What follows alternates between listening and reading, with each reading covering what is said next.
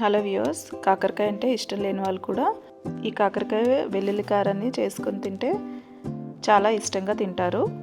ఇది పప్పులోకి సైడ్ డిష్గా చేసుకుంటే చాలా బాగుంటుంది.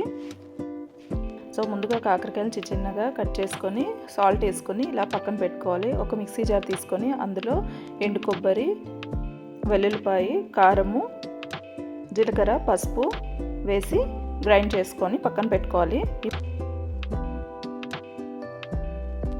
ఇప్పుడు కడాయి పెట్టుకొని అందులో నూనె వేసుకొని నూనె కాగాక జీలకర్ర, ఆవాలు వేసుకుని అది చిటపటలాడాక ఉల్లిపాయలను వేసుకొని కొంచెం ఎర్రగా వేయించుకోవాలి.